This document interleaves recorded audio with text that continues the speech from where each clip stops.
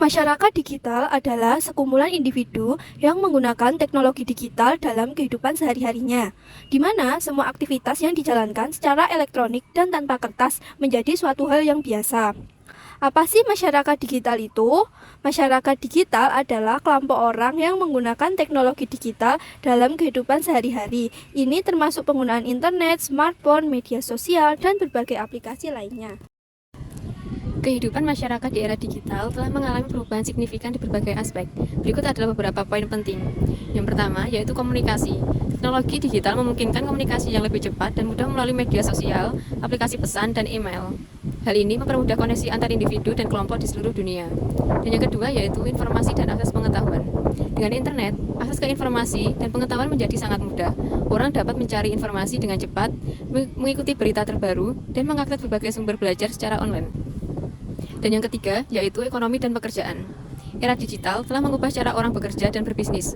E-commerce, pekerjaan jarak jauh, dan platform freelance menjadi lebih umum, memberikan fleksibilitas dan peluang baru, tetapi juga menimbulkan tantangan seperti keamanan data dan pergeseran dalam jenis pekerjaan. Yang keempat, yaitu hiburan dan media. Streaming video, musik, dan game online telah mengubah cara orang mengakses hiburan.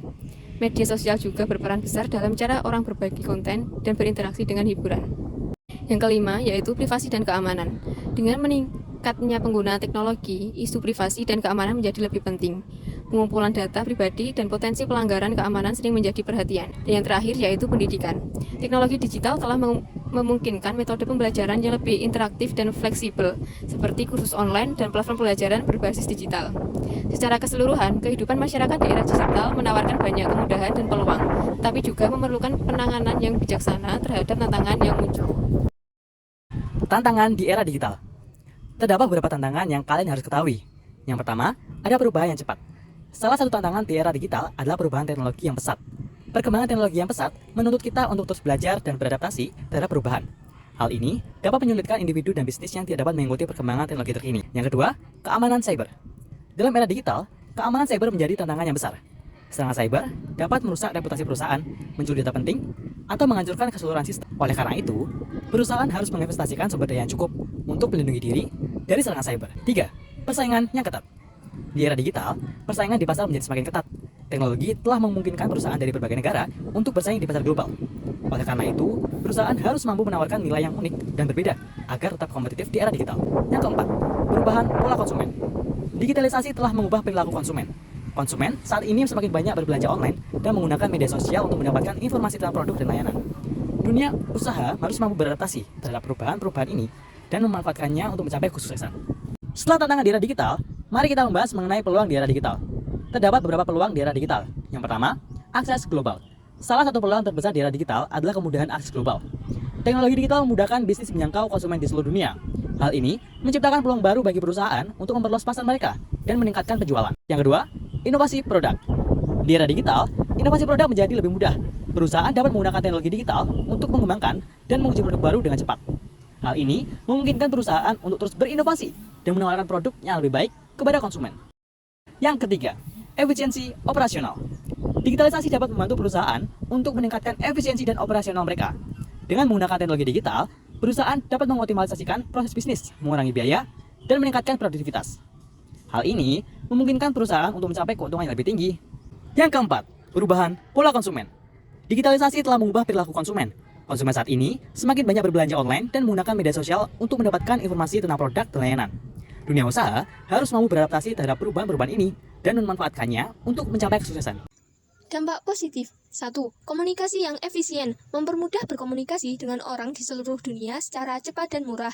2.